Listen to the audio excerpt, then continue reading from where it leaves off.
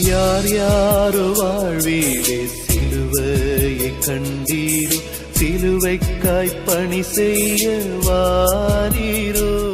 கிறிஸ்துவுக்குள் பிரியமானவர்களே, மரணத்தை ஜெயித்து உயிரோடு எழுந்த ஆண்டவர் இயேசு கிறிஸ்துவின் நாமத்தினாலேயும் NGPM SMBM மிஷனரி இயக்கத்தின் சார்பிலே உங்கள் அனைவருக்கும் அன்பான வாழ்த்துதலையும் வணக்கத்தையும் தெரிவித்துக் கொள்கிறேன்.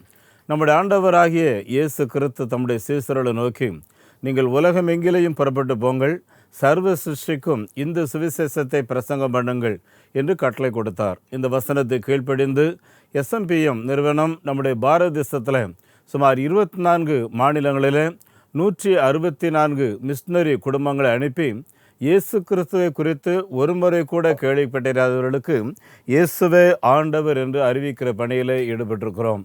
ஆண்டவரின் கிருபையினாலே ஒரு 70 பேர் கொண்ட குழுவாக சேர்ந்து இந்த அமைப்பை நடத்துவதனாலே எந்த ஒரு சபைக்கோ எந்த ஒரு நிறுவனத்துக்கோ இது சொந்தமாக இல்லாதபடி இயேசு கிறிஸ்துவுக்கு மாத்திரமே சொந்தம்.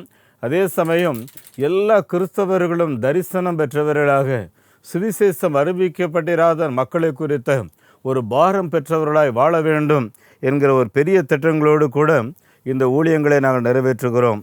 அன்புக்குரியவர்களே, NGPM நிறுவனத்துக்கு ATG சர்டிஃபிகேட் நாம் பெற்றிருக்கிறோம். நீங்கள் கொடுக்கிற சிறப்பு நன்கொடைகளுக்கு நாம் வரிவிலக்கை நாம் பெற்றுக்கொள்ள முடியும். அருமையானவர்களே, நேபாள் நாட்டில் 4 மிஷனரி குடும்பங்கள் வேலை செய்கிறார்கள். அதோடு கூட இன்னும் 22 மிஷனரிகளுடைய அப்ளிகேஷன் நம்முடைய கரங்களில் இருக்கிறது. ஆண்டவரின் கிருபையினாலே இதுவரையிலும் செய்த ஊழியத்தின் விளைவாக சுமார் 2840 பேர் திருமுழுக்கு எடுத்து சுமார் 365 கிராமங்களில் முதல் தலைமுறை கிறிஸ்தவர்கள் தேவனை ஆராதிக்கிறார்கள். 16 கிராமங்களில் ஆலயம் கட்டி பிரதிஷ்டை செய்திருக்கிறோம். 11 இடங்களில் கட்டுமான வேலைகள் நடந்து கொண்டிருக்கிறது. இன்னும் 57 இடங்களில் ஆலய கட்டுமான பணிக்கு என்று சொல்லி அஸ்திவாரம் போட்டு ஸ்பான்சர் எதிர்பார்த்து காத்திருக்கிறோம். 4 இடங்களிலே நாம் விடுதி நடத்துகிறோம். நம்முடைய விடுதிகளில் சுமார் 210 பிள்ளைகள் படிக்கிறார்கள். அதோடு கூட கடந்த வாரத்தில் நேபாள் திரிபுரா சென்று இருக்கும்போது திரிபுராவிலேயும் ஒரு 50 குழந்தைகளை நாம் படிக்க வைக்க வேண்டிய நிலைக்கு நாம் தள்ளப்பட்டிருக்கிறோம். அருமையானவர்களே, இப்படி தேசமெங்கிலேயும் ஊழியம் வளர்ந்து வருகிறது. அதே சமயம் ஊழியத்தின் தேவைகளும் வளர்ந்து வருகிறது. அன்புக்குரியவர்களே, இந்த ஊழியங்களை நீங்கள் முறையாக அறிந்து கொள்ள ஆத்துமாவை தேடி என்கிற ஒரு தமிழ் பத்திரிகையை இந்த ஊழியங்களை நேசிக்கிறவர்களுக்கு நாங்கள் அனுப்பி வைக்கிறோம். அதோடு கூட வாட்ஸ்அப் மூலமாக அனுப்புகிறோம். வாசியுங்கள், ஜெபியுங்கள். நல்ல தரமான கட்டுரைகள் அதில் இருக்கும். குறிப்பாக இந்த மாத பத்திரிகையில் நம்முடைய சுதந்திரத்துக்காக பாடுபட்டவர்களிலே ஒரு சிலரை குறித்து எழுதியிருக்கிறோம். ஆகவே சர்வ சிருஷ்டிக்கும் இந்த சுவிசேஷம் பிரசங்கிக்கப்படுகிறதுல சாட்சியாய் சொல்லப்படும் என்று சொல்லி ஆண்டவர் சொன்னார் அல்லவா? சாட்சி உள்ளவர்கள் கிறிஸ்துவின் சாட்சிக்காக தங்களுடைய வாழ்க்கை இழந்து போனவர்களை குறித்து எழுதியிருக்கிறோம். ஆகவே வாசியுங்கள். ஆண்டவர் உங்களோடு கூட இந்த பத்திரிகையின் மூலமாக பேசுவார். அது மாத்திரமல்ல, இந்த ஊழியங்களை நீங்கள் மற்றவர்களுக்கும் அறிமுகப்படுத்தி வையுங்கள். ஏனென்றால் நம்முடைய பாரத தேசத்தில் இன்னும் 4 லட்சம் கிராமங்களில் ஆலயங்கள் கிடையாது. என் அன்புக்குரியவர்களே, நம்முடைய தேசத்தில் 28,000 பின்கோடு இருக்குது. 18,000 பின்கோடில் இன்னும் கிறிஸ்தவ ஆலயங்கள் கிடையாது. கோயில் இருக்காத இடங்களிலே குடியிருக்க வேண்டாம் என்று சொல்வார்கள். நான் வாழுகிற காலம் கடைசி காலம். பல மாநிலங்களிலே ஆலயம் இருந்தால் ஆராதனை நடத்துங்கள், இல்லை என்றால் நீங்கள் ஏன் ஆராதனை நடத்துகிறீர்கள் என்று சொல்லி கேட்கிறார்கள். அன்புக்குரியவர்கள், இப்படிப்பட்ட காலகட்டங்களில் ஆலயங்கள் கட்ட வேண்டியது, மிஷனரிகளை அனுப்பி வைப்பதற்கு ஒவ்வொரு கிறிஸ்தவர்களும் டாப் பிரியாரிட்டியை நாம் கொடுக்க வேண்டும். ஏனென்றால் மிஷனரி பணி ஆண்டவருடைய இதய துடிப்பு. லூக்கா 15:10 சொன்னார், மனம் திரும்புகிற ஒரு பாவி நிமித்தம் பரலோகத்தில் மிகுந்த சந்தோஷம் உண்டாயிருக்கும் என்று சொன்னார். என் அன்புக்குரியவர்களே, நாம் வீடு கட்டுவதனாலேயோ இல்லை என்றால் பட்டம் பெறுவதனாலேயோ பெரிய அளவில் திருமண விழாக்களை நடத்துவதனாலேயோ பரலோகத்தில் சந்தோஷம் கிடையாது. ஒரே சந்தோஷம் மனம் திரும்புகிற ஒரு பாவி நிமித்தம். ஆகவே இந்த நற்செய்தி பணியில் நாம் பங்காளராக இணைவோம். அருமையானவர்களே, தொழில் செய்கிறவர்களுக்காக ஒரு சேமிப்பெட்டி நாங்கள் ஆயத்தப்படுத்தி வைத்திருக்கிறோம். அதோடு கூட நம்முடைய வீடுகளில் பிறந்த நாள், திருமண நாள், சிறப்பு நாட்களில் கர்த்தருக்கென்று ஸ்தோத்திர காணிக்கை எடுத்து வைப்பதற்கு இதை நீங்கள் பயன்படுத்திக் கொள்ள அன்போடு கேட்கிறோம். அருமையானவர்களே, நாம் அனுப்புகிற மிஷனரிகள் மூலமாக ஆண்டவர் ஏராளமான அதிசயங்களை, அற்புதங்களை செய்கிறார். என் அன்புக்குரியவர்களை, உத்தரப்பிரதேசத்தில் லால்கஞ்ச் மணித்தளத்தில் நடந்த ஒரு அற்புதம். சுஷ்மா என்கிற சகோதரி 2 கால்களும் பேரலைஸ்னால முடக்கப்பட்ட நிலைமையில் எந்த ஒரு விடுதலைக்கும் அவர்களுக்கு கிடையாது. பல முயற்சிகளை எடுத்து பார்த்து கடைசியில் ஞாயிறு ஜெபத்திற்கு அவர்களை தூக்கி கொண்டு வந்தார்கள். எண்ணெய் பூசி ஜெபம் பண்ணினார்கள். வேதம் சொல்கிறது, உங்களிலே ஒருவன் வியாதிப்பட்டால் சபை மூப்பர்களை வரவழைப்பானாக, கர்த்தருடைய நாமத்தினாலே அவனுக்கு எண்ணெய் பூசி ஜோமன கடவர்கள் எழுதியிருக்கிறது. இந்த வசனத்துக்கு ஏற்ப கர்த்தர் அந்த மகளை நடக்க பண்ணினார்.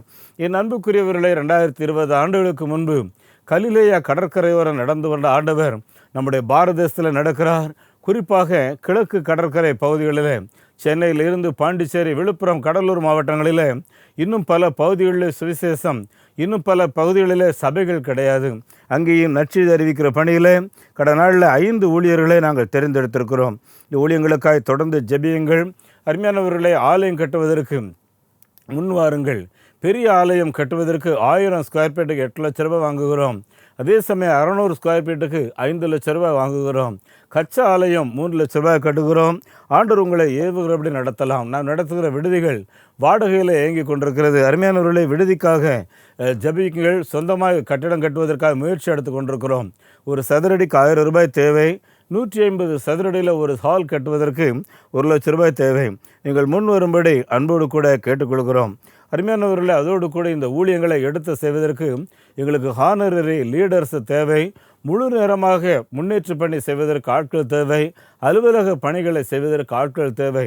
வாஞ்சி உள்ளவர்கள், ஏவப்பட்டவர்கள் இருப்பீர்கள் என்றால் எங்களோடு கூட தொடர்பு கொள்ளலாம். ரிட்டையர்டான பின்பு கூட நாம் ஏதாவது ஒரு விதத்தில் இந்த ஊழியங்களில் ஈடுபடலாம். ஆண்டவர் உங்களை ஆசீர்வதிப்பார். அன்புக்குரியவர்களே, இந்த நாளில் கர்த்தருடைய வார்த்தை நம்முடைய ஆண்டவராகிய இயேசு கிறிஸ்து நல்ல மேய்ப்பர் என்கிற பொருளில் சில குறிப்புகளை உங்களோடு கூட நான் பகிர்ந்து கொள்ள விரும்புகிறேன். அருமையானவர்களே, தாவீது அரசர் தன்னை கர்த்தருக்கு முன்பாக ஒரு ஆடாக அவர் நினைத்து கொண்டு அவர் சொல்லுகிறார், சங்கீதம் 23 கர்த்தர் என் மேய்ப்பராய் இருக்கிறார், நான் தாழ்ச்சி அடையேன் என்று சொல்லுகிறார். என் அன்புக்குரியவர்களே, அவர் ஒரு காலத்தில் ஆடு மேய்க்கிறவர். அவர் மேய்க்கிறவராக இருந்த காலங்களில் அவர் அந்த ஆடுகளை பராமரிக்கிறதற்கு எவ்வளோ முக்கியத்துவம் கொடுத்தார் என்பது அவருக்கு தெரியும். ஆகவே நான் கர்த்தருடைய கையில் ஒரு ஆடை போன்று இருக்கிறேன். எனக்கு என்ன மேய்ச்சல் தேவை, எனக்கு என்ன உணவு தேவை, இன்னும் பொல்லாத மிருகங்களிலிருந்து இல்லையென்றால் பொல்லாத மனிதர்களிலிருந்து எனக்கு எப்படி பாதுகாப்பு தேவை என்பது அவர் அனுபவ ரீதியாக அவர் அறிந்திருந்தார். ஒரு முறை அவர் ஆடு மேய்த்து கொண்டிருந்த காலங்களில் கொடிய சிங்கம் ஒன்று அவருடைய ஆட்டு மந்தைக்குள்ளாக நுழைந்து விட்டது. அவர் அந்த ஆடுகளை காப்பாற்றுவதற்காக மேய்ப்பென்கிற முறையில் உள்ளே நுழைந்து அந்த சிங்கத்தின் வாயை கிழித்து அவர் அந்த ஆட்டை தப்புவித்தார் என்று சொல்லி சரித்திரம் சொல்லுகிறது.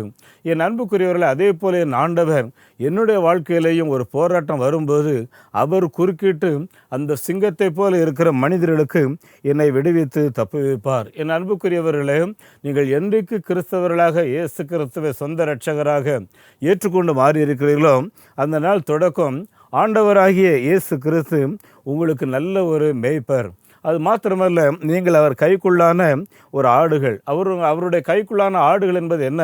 இன்னும் நீங்கள் சொல்லப்போனால் அவர் தம்முடைய சொந்த இரத்தத்தை சிந்தி நம்மை மீட்டெடுத்திருக்கிறார். ஆகவே அவருடைய இரத்தத்தாலே மீட்கப்பட்ட பிள்ளைகள் நாம். மூன்றாவது, அருமையானவர்களே, நாம் அவருடைய இருதயத்திலே எழுதப்பட்டிருக்கிறவர்கள். தாவீதை குறித்து ஆண்டவர் சொல்லும்போது என் இருதயத்துக்கு மிகவும் பிரியமானவன் என்று சொல்லுகிறார்.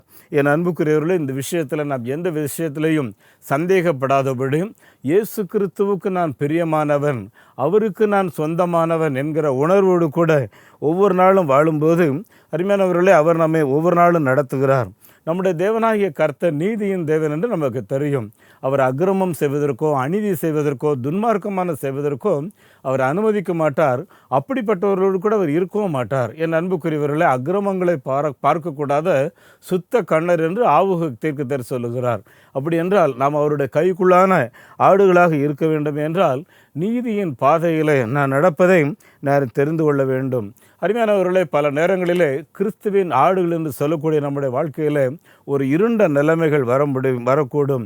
பல நேரங்களில் எங்கு பார்த்தாலும் அடைபட்ட ஒரு சூழ்நிலைகள் இருக்கக்கூடும்.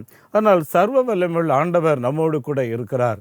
ஏற்ற காலத்தில் அவர் உங்களை உயர்த்தும்படி அவருடைய பலத்த கரத்துக்குள் அடங்கியிருங்கள் என்று சொல்லி பேதுரு 5வது அதிகாரத்தின் 7வது வசனத்தில் ஆலோசனை சொல்லிவிட்டு அவர் உங்களை விசாரிக்கிறவர் என்று சொல்லி சொல்லுகிறார்.